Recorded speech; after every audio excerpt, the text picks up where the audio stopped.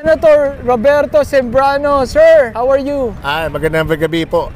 Okay lang naman ako, medyo maayos naman. Tatanungin lang po kita po, isa kasi ito sa mga mainit na ayaw sagutin ng ibang mga senatoriable. Yung pabor ka ba sa impeachment? Ikaw?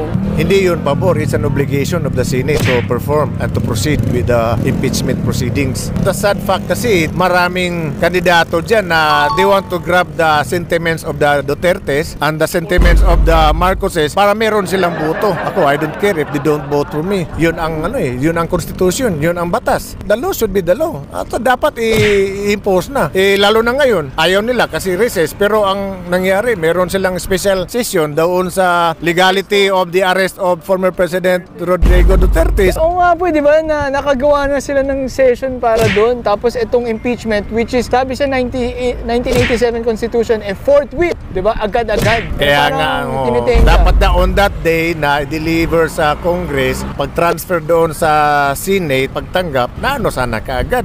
Kung may balak man silang mag-recess kaagad, move muna yung recess natin kasi meron pa tayong special session sa kasi may impeachment case. Impeachment case is not an ordinary case or an investigation. It is the Senate's obligation. Hindi lang yung Blue Ribbon Committee na in aid of legislation, hindi yun. Iba yung session na yan. Impeachment is impeachment Iba yun So, it has to be acted. May mga magkakaso nga daw po sa Senate kasi hindi nila tinutugunan to, which is unconstitutional. Well, the decision of the Senate is really unconstitutional, although they can, mga abogado yan, galing magagandang eskwelahan yun, no? Pero hindi ako abogado. Klarong-klaro yung Constitution, no? Hindi mo kailangan ng isang abogado para mag-interpret dun sa Constitution. And the Supreme Court has already decided. So, ano pang hinihintay natin? Thank you, Senator, and good luck po sa inyong laban para sa ating bayan. Maraming salamat po sa opportunity na ito. And actually, this is my first time an exposure sa social media.